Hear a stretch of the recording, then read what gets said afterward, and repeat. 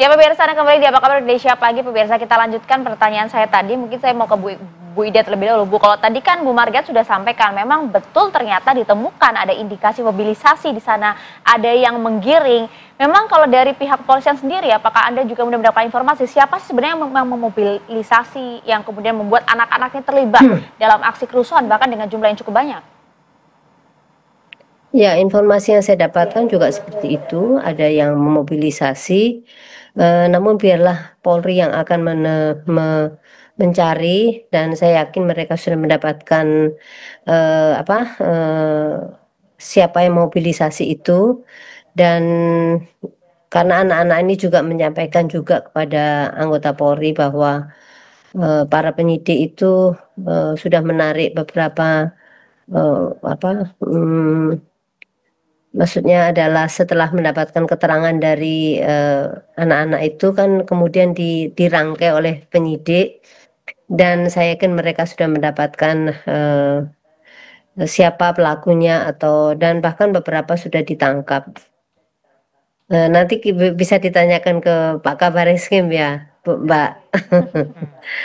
Iya, karena kami juga ingin melihat begitu ya, bagaimana kemudian Kompolnas betul-betul mengawal hal ini, jangan sampai kemudian isunya hilang begitu saja begitu Bu Ida. Oh enggak, kami juga mengawasi karena ini masih berkembang atau berproses terus, kami tidak bisa menyampaikan siapa, karena nanti kalau tersampaikan nanti tiba-tiba dia melakukan banyak hal kemudian mencoba menghilangkan jejaknya. Jadi bukan berarti kami diam, kami juga selalu menyampaikan. Pada saat kami turun pun kami sampaikan, mereka sudah memaparkan apa yang sudah dia dapatkan. Kemudian mereka tidak bisa rilis karena memang ini sedang berproses untuk mendapatkan siapa-siapa sebenarnya yang menjadi jaringan-jaringannya. Itu Mbak. Oke, saya ke Bu Margaret. Bu Margaret, kita highlight lagi mengenai anak-anak yang menjadi korban, bisa dibilang begitu, ya. Dan terjadi kekerasan di sana begitu. Apa langkah yang akan diambil? Kalau tadi Bu Ida bilang ya kita juga mengawasi kok gitu, tapi kan bisa dibilang sedikit kecolongan karena tadi katanya kan banyak berbagai daerah, Kompolnas juga tidak bisa memantau semua lokasi. Tapi apa yang akan dilakukan oleh pihak anak ini yang bisa dibilang haknya diambil begitu? Ya sebenarnya memang kalau menyuarakan pendapat hak anak. Tapi kan tetap juga harus dalam koridor sesuai dengan peraturan perundang-undangan. Misalnya kan aksi nggak boleh lebih dari jam 18. Kalau sudah lebih itu sebenarnya kategorinya kan melanggar ya. Harusnya anak juga memperhatikan ini. Kemudian anak kan memang diharapkan memberikan suara, menyampaikan pendapat itu di ruang zona yang aman, yang terhindar dari unsur kekerasan termasuk kerusuhan. Nah, kalau melihat dari masih banyaknya anak yang ikut serta di dalam sini, itu artinya berarti kan memang anak ini adalah kelompok yang rentan, yang filternya sebenarnya masih lemah. Mungkin karena banyak faktor ya mereka terlibat, tetapi kemudian ketika mereka memilih tidak firok, ya tidak memisahkan diri maksudnya, ketika oh ini sudah mengarah ricuh dan rusuh nih, gitu ya. Harusnya mereka dibekali dengan pemahaman edukasi, oh ini harusnya aku minggir atau keluar dari situasi demo yang sudah tidak sesuai dengan jalur atau malah memunculkan ricuh atau rusuh gitu ya. Karena ini kan sangat rentan, rentan anak-anak mengalami kekerasan ketika pengamanan gitu ya. Mungkin aparat agak kesulitan dalam situasi yang sangat bercampur membedakan antara ini usia anak dengan tidak mungkin gitu ya. Apalagi kemudian ini kan orang banyak, jadi euforianya itu kan anak ditarik ke sana, ikut ke sana. Akhirnya kemudian anak ada yang ikut penjarahan, ada yang ikut bakar-membakar kan gitu serem ya. juga kan Bu, dikit-dikit viral soalnya Bu di videoin gitu kan segala macam. Kita kan juga nggak membenarkan ada tindakan kekerasan baik itu yang dilakukan oleh aksi massa maupun aparat gitu. Ya, justru kemudian malah ini kan agak berbeda ya situasinya ya. Karena kemudian malah diupload kan, malah live gitu ya. Nah ini tentu kan juga problem, tetapi tentu kita semua kan berharap bahwa anak-anak ini harusnya ya di tempat yang aman. Kalaupun menyampaikan suara di forum yang aman, gitu ya, melalui jalan yang aman, kira-kira begitu. Nah, tetapi ketika anak-anak kemudian ikut aksi, nggak ada masalah sebenarnya juga. Tapi ketika kemudian mendapatkan perlakuan yang tidak manusiawi, mendapatkan kekerasan, ini juga tidak diperbolehkan gitu. Mungkin kalau dari kami KPAI, mungkin perlu rasa-rasanya ada SOP nih tentang bagaimana pengamanan anak dalam Sejauh ini situasi belum ada? aksi ya. Sepertinya belum, dan Oke. kita sudah menyuarakan terkait dengan ini, gitu ya. Dan ketika anak-anak diamankan, sebenarnya kami juga berterima kasih banget dengan Polri ya, dengan polisi ya, karena KPAI diberi akses nih kemarin ketika aksi dari mulai tanggal 25 Agustus, Ya. kita bisa masuk ke PMJ untuk melakukan pengawasan kepada anak-anak yang diamankan, supaya ini segera koridor ya? Ya, sesuai dengan koridor, dipastikan bahwa upaya pengamanan ini sesuai dengan peraturan perundang-undangan yang ada. Ya. Segera dikembalikan ke orang tua 1 kali 24 jam, gitu kan. Pada kondisi tertentu tadi ya, karena didapati ada yang bawa bom molotov, ada yang melakukan penjarahan, Total kan ada pembakaran, 295 anak ya Bu ya? Itu kemudian 295 anak, yang prosesnya? 214 itu langsung dipulangkan, Oke. dikembalikan kepada orang tua, tapi tentu dalam pengawasan Bapas gitu ya. Kemudian ada 68 anak yang sudah diversi. Jadi kalau kita mengacu pada SPPA, penanganan anak atau pengamanan anak ini tentu harus menggunakan diversi gitu kan. Bagaimana upaya penyelesaian perkara di luar pengadilan dengan Oke. prinsip restorasi justice gitu. Nah, pengawasan secara langsung yang dilakukan oleh KPAI sendiri, Ya. tadi juga Kompolnas juga mengawasi mengenai anak ini, berarti ini terjadi karena SOP tadi belum ada ya, sehingga pengawasan langsung dibutuhkan begitu Ya. misalnya. Kalau misalnya sudah ada SOP berarti tinggal PP aja begitu. Kalau undang-undangnya kan sudah ada SPPA gitu ya. Tapi mungkin lebih detail di penyampaian Lapangan ya? pendapat anak di lapangan, di aksi gitu. Oke, Bu Ida mau menanggapi? Ya, begini. Sebenarnya untuk memilah dan memilih siapa ini anak itu atau orang dewasa pada saat kondisi seperti itu khususnya di malam hari, memang polisi kesulitan. Karena anak-anak sekarang itu sudah badannya tinggi tapi ternyata usianya masih muda. Dan bahkan ini memang agak kesulitan. Jadi mereka diketahui setelah terjadinya diwawancarai, baru ketahuan oh kamu anak, kemudian dipisah baru seperti itu. Nah, dari mulai yang sebenarnya bagus memang adalah kita tahu bahwa ini anak ya sudah diperlakukan sesuai dengan pada saat demo tahu anak-anak ya diperlakukan undang-undang SPPA atau perlindungan anak itu juga diperlakukan, tapi kan kondisinya tidak tahu pada saat malam hari itu, sehingga baru diketahui anak dipilah, kemudian teman-teman mulai melakukan investigasi dan seterusnya. Inilah baru teman-teman di kepolisian itu memperlakukan mereka haknya anak itu bagaimana pada saat dia berhadapan dengan hukum. Makanya kemudian bisa memilah, oh ini yang harus didiversi, ini yang memang pelakunya, oh ini langsung dipulangkan. Nah ini sudah diketahui oleh anggota Polri. Dan malam itu juga 1 kali 20 jam semuanya yang sudah tidak terlibat langsung, tidak melakukan pengerusakan, langsung dipulangkan. Ini bagian juga dari kemampuan, artinya anggota sudah memahami sebenarnya bahwa mereka harus memperlakukan anak seperti apa itu. Dan saya pikir untuk SOP-nya, kalau perlakuan dari Polri juga sudah punya perkap, ada 2 perkap itu bagaimana penanganan anak. Kemudian harus dilakukan di PPA pada saat itu anak, itu menjadi SOP-nya di Polri. Tetapi pada saat unjuk rasa, kalau kemudian mereka menyampaikan bahwa ini khusus seperti Bu Alia menyampaikan bahwa anak itu berhak untuk berdemo gitu loh, anak itu berhak berdemo, makanya pada saat berdemo ya ada pengawasan dari orang tua. Saya pikir orang tua ini harus lebih mengawasi putra-putrinya, pada saat mereka sudah tidak pulang jam segini ya sudah mulai dicari kan gitu. Ini masalahnya juga di literasi juga ke anak itu sendiri yang menggunakan media sosial, yang ternyata mengajaknya paling banyak adalah melalui media sosial. Dan Bu Ida, berduyun-duyun itu ya karena dari media sosial. Dulu kan kita diteriaki satu-satu, ini sudah ada media sosial. Ini yang penting literasi kepada orang tua, kepada guru, kepada anak-anak itu sendiri, untuk menyampaikan ini gitu Mbak.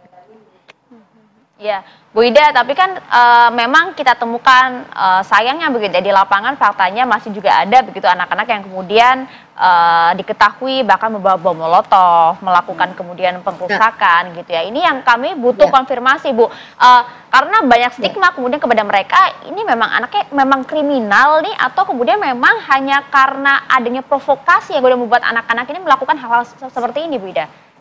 Faktanya seperti apa? Ya mereka kebanyakan adalah baru pertama kali ini. Kalau kriminal kan artinya dia sudah pernah menjadi pekerjaan sebagai seorang kriminal. Ini kan anak-anak ini karena terprovokasi, kemudian mereka belajar untuk membuat bom sebagaimana yang di kelompoknya itu, kemudian mereka melakukan tindakan kriminal tadi.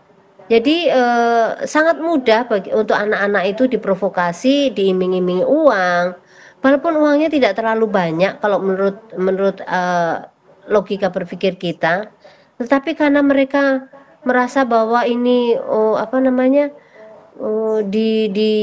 dinaikkan motivasinya, kemudian diiming-iming uang dan sebagainya, mereka kemudian tertrigger untuk itu.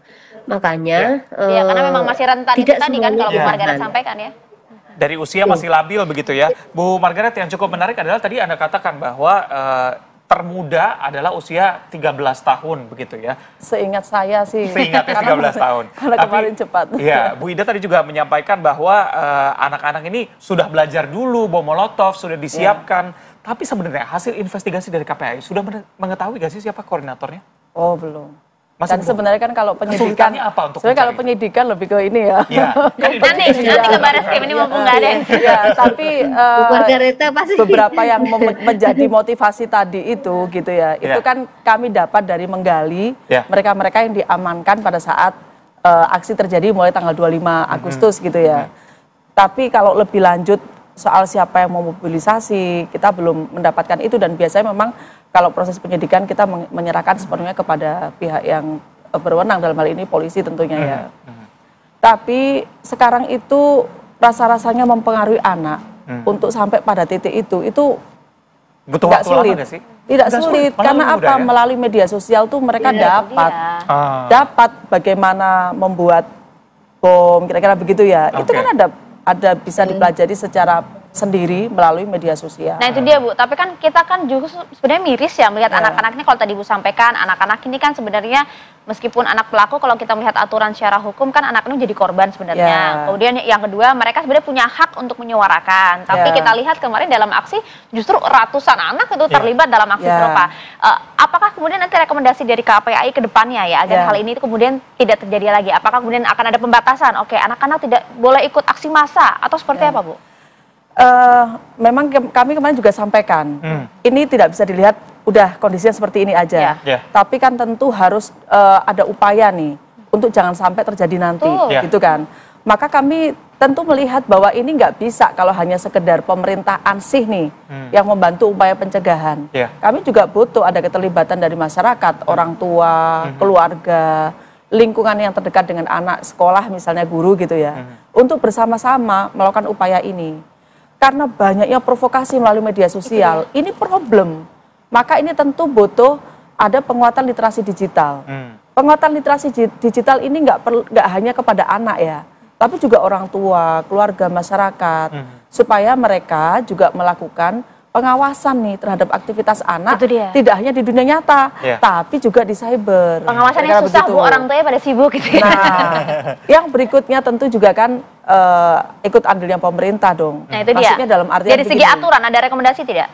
Ya kalau kita masih merekomendasikan terkait dengan penguatan literasi digital ya. Soal yang katanya dengan media sosial tadi gitu. Ajakan-ajakan. Ya, soal ajakan-ajakan itu. Tapi kemudian juga penting anak-anak ini juga mendapatkan informasi dan pengetahuan bahwa menyuarakan pendapat itu memang hak yang diatur di dalam Undang-Undang Perlindungan Anak, di dalam Konvensi Hak Anak. Tapi ada yang kemudian jangan terlibat yang rusuh, yang anarkis, gitu-gitu ya kan udah ada pembatasannya sesuai dengan peraturan perundang-undangan yang ada kan begitu. Nah, Tapi kalau situasinya tidak aman, ya jangan ikut yang boleh melakukan aksi di jalan, nggak boleh menyuarakan pendapat melalui aksi.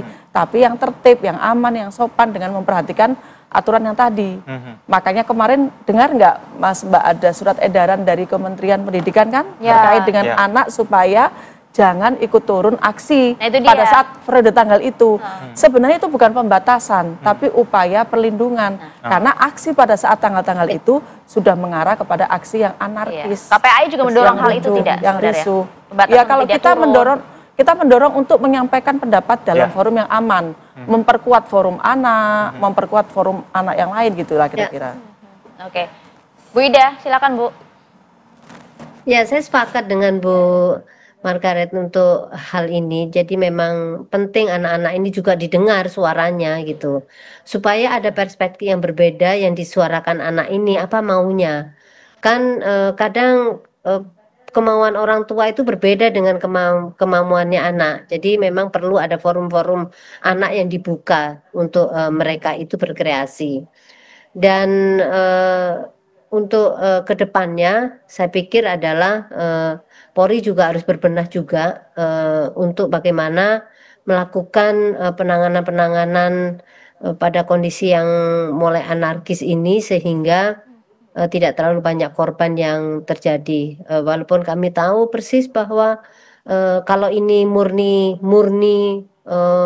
demo masyarakat untuk seperti yang diisukan kemarin itu, saya pikir tidak akan anarkis.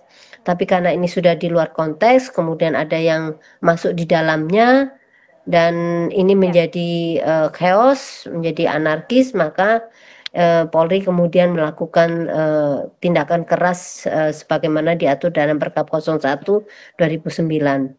Dan ini pembelajaran bersama, khususnya bagi ini karena konteksnya anak, maka menjadi pembelajaran bagi para orang tua.